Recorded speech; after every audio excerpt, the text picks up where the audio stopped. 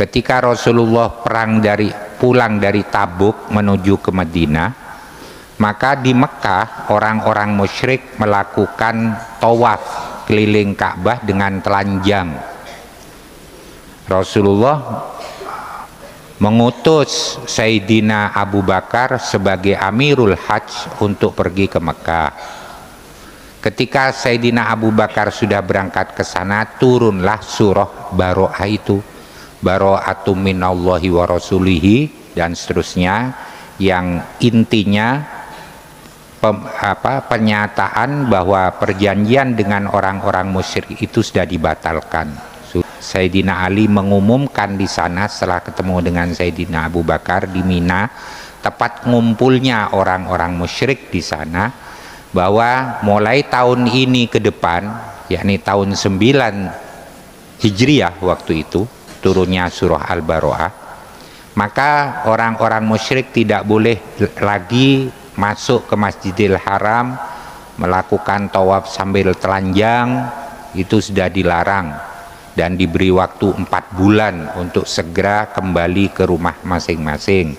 Kalau mereka tidak pulang selama 4 bulan, maka keamanan mereka tidak dijamin. Itu intinya ya. Dan pada tahun itu pula, pada tahun ke-9 Hijriah itu turun beberapa syariat, kewajiban puasa Ramadan, Idul Fitri, Idul Adha, begitu juga kesunahan Yaumu Arafah untuk puasa, itu turunnya pada tahun kedua Hijriah. Artinya apa? Begini maksud saya, kesunahan puasa Yaumu Arafah maupun Yaumu Tarwiyah itu jauh sebelumnya kewajiban haji dan wukuf. Kenapa? Kesunahan Yaumu Arafah itu, puasa Yaumu Arafah itu ya sejak ini tahun kedua Hijriah, sedangkan haji dan Rasulullah haji itu tahun ke-10 Hijriah. Jadi dari tahun 2 Hijriah sampai ke 10 Hijriah itu di Arafah tidak ada ritual wukuf, belum ada. Wong haji aja belum kok wukuf. Jadi jangan salah paham bahwa puasa Arafah harus bersamaan dengan wukuf Arafah. Bukan, tidak ada hubungannya.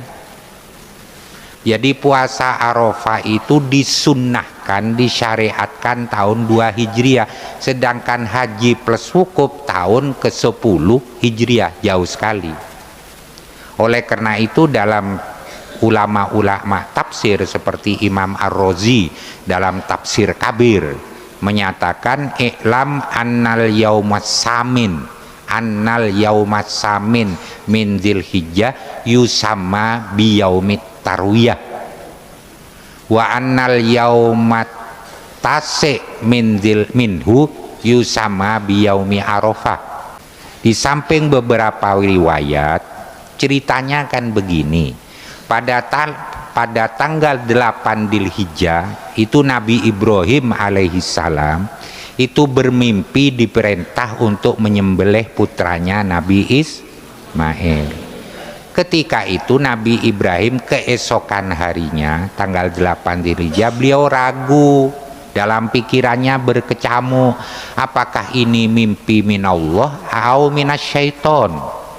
Apakah ini mimpi merupakan perintah dari Allah melalui mimpi, atau ini mimpi buatan setan? Justru itu tanggal 8 Dzulhijjah dinyamai tarwiyah. Tarwiyah artinya keraguan pikiran. Sesuai dengan Nabi Ibrahim ragu tanggal 8 itu, apakah perintah menyembelih putranya itu dari Allah atau mimpi itu dari setan. Tanggal 9, 8 malam 9, Nabi Ibrahim mimpi lagi, mimpi dengan perintah yang sama. Maka keisokannya Nabi Ibrahim menjadi yakin hadza minallah la minasyaiton.